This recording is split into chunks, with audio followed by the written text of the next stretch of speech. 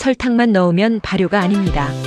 제대로 된 종균 처리부터 신장과 호르몬을 살리는 과학적인 비술이 야관문 발효 황금 비율과 수용액 계산법을 공개합니다.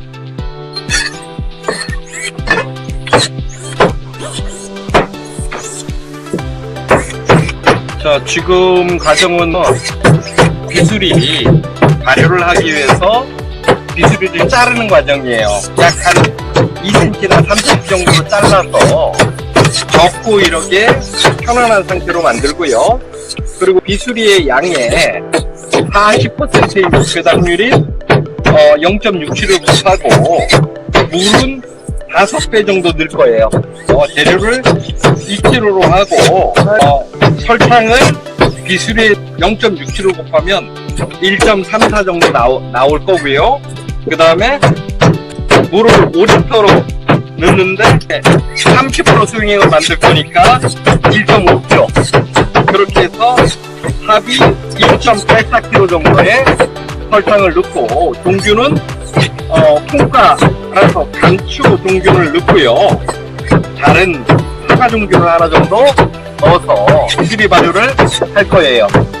근데 이 비수리 발효할 때 네. 주의해야 되거나 그럴 건 없나요? 지금이 꽃이 막 피고 이럴 때라서 영양분이 좋아서 봄에 이른 거보다는 초가을에 하시는 게 좋고요. 그 다음에 비수리가 생각보다 이렇게 작년에 섭이나 이런 게 많아요. 그래서 세척을 잘해야 돼요.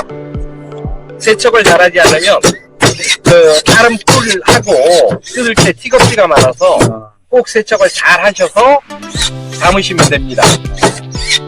그러면 이게 쌀이나무하고 비슷하게 생겨서 쌀이 나무예요. 콩가예요. 쌀이 나무 속이에요. 네. 조직이 단단한 것 같아서 네. 발효가 좀 늦지 않을까요? 발효도 조금 늦고요. 그 다음에 얘는 발효를 해놓으면 약간 끈적한 발효액이 형성될 가능성이 굉장히 높아요. 끈적하다는 얘기는 콩가나 이런 애들이 말된 상태보다는 가당체들이 많아서 약간 끈끈한 미역 같은 그런 느낌이 됐다가 발효가 될 거고요. 일반적인 발효보다는 발효 속도는 느릴 거예요. 예. 그리고 이게 발효 할 때마다 이렇게 돼 있는데 네. 발효가 숙성까지 끝나면 어떻게 먹어야 될까요? 일반적으로 얘는 신장이라던가 간을 좋게 한다는 그런 수도 있지만 사실은 호르몬에 대한 욕심이 많아요. 이 발효에 대해서는요. 그래서 호르몬이 부족하고 호르몬을 보충하고 이런 부분으로 본다면 2달에 한 3일 정도씩 수주컵으로 몇 잔 정도 마시는 것만으로도 우리가 나이가 들면 호르몬이 감소해요. 그 감소폭을 충분히 커버해낼 수 있는 소재라서 자주 마시는 것보다는 그냥 생각날 때 그 정도로 될 것 같아요. 그래요? 일주일에 한두 잔, 이제는 한 달에 서너 잔. 재미 삼아 뭐 여쭤보는 건데 야관문이라고 그런 이유가 뭘까요? 남자한테는 남성 호르몬, 여자한테는 여성 호르몬, 아이한테는 성장 호르몬. 그러니까 남자한테서 남성 호르몬이 많이 만들어지면 좋은데 사실 여자한테도 굉장히 좋은 식물이에요. 그래서 누구한테나 너무 열심히 좋은. 그래서 여쭤본 이유가 네. 성인 남자한테만 좋은 게 아니고 아니 절대 아니에요. 남녀노소한테 다 좋은 그런 것도 잘못 알려진 것 같아서. 그렇죠. 그러다 보니까 기술이 그러면 남자를 위한 발효 이렇게 생각하는데 절대 아닙니다. 아이들한테나 여성분한테 더 좋습니다. 비용을 위해서 기술이 발효액을 들키는 게 아주 좋습니다. 다른 발효도 다 좋지만 얘는 특히 남녀노소 다 먹어야 되는 발효액 같아서 호르몬 부족하면 아무 일도 못합니다. 이게 조직이 너무 단단해서 산소 공급할 때 1.57로 져주는 거는 변형시킬 필요는 없을까요? 그건 변형시킬 필요가 없고요. 이렇게 단단한 애들은 어떻게 하냐면 13, 57, 15, 30에서 30, 30 이런 식으로 해서 더 한 달에 한 번 정도씩만 더 저어주면 됩니다. 순소재 발효를 잘 가르쳐 주셔서 고마운데 네. 시청자분들이 네. 야간문 오해하지 마시고 네. 남녀노소 다 좋다는 것만 이해를 좀 하시면 되겠어요. 네. 그리고 맛있어요. 아 그래요? 이거 종류는 사과하고 뭐라 그랬지 아까? 이거는 감초. 감초는 콩가이고, 그 다음에 사과를 하려고 했는데 사과라는 보리수를 거기서 넣어요. 식에서 침 넣어도 되잖아요. 그렇죠. 식 넣어도 되고.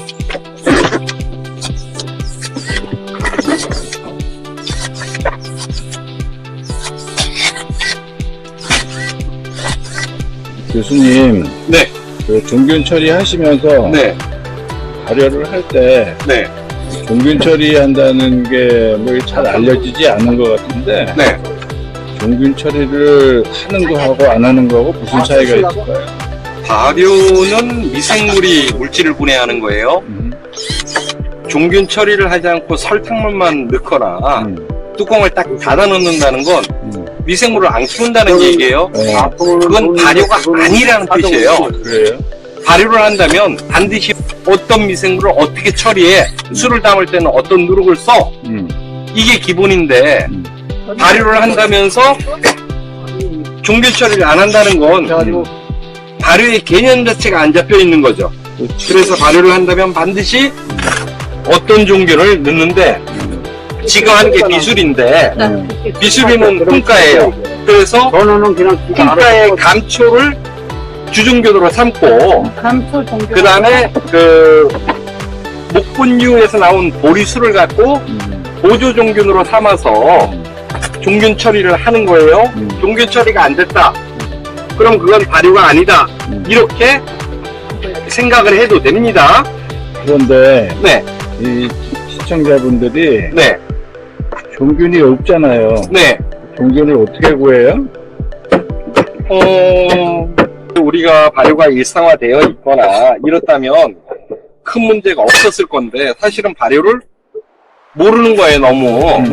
그러다 보니 급한 대로 쓸 수 있는 건 주변에서 구할 수 있는 유산균 제품들, 요구르트라던가 이런 것도 종균으로 쓸 수 있어요. 그런데 걔들은 단일 종균이라서 발효폭이 굉장히 좁아요. 대신에 유산균을 내는 것 중에 굉장히 훌륭한 게 김치도 종균이에요. 네, 그 다음에 단백질을 분해할 수 있는 종균을 갖고 있는 건 간장이에요.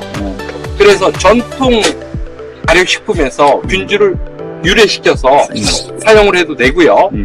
저 같은 경우에는 이제 과별로 특화된 종균들이 있고, 그 다음에는 같은 종의 종균을 쓸 수 있는데, 안 쓰시는 분이라면 그렇게 하시고요. 필요하시다면 종균을 저한테 구입을 하셔도 됩니다. 그렇지. 내가 그걸 여쭤보려고 했는데 아니 종균을 안 갖고 있는데 어디서 구해? 네. 교수님이 네. 다양한 능력이 아주 우수한 종균을 갖고 계신다고 그런 것 네. 같아서 네. 교수님한테 종균을 사려면 어떻게 해야 돼요?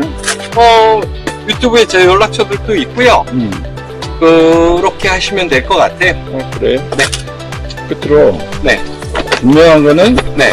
발효를 한다면서 종균 처리를 안 하는 거는 발효를 안 하겠다는 거죠. 그렇죠.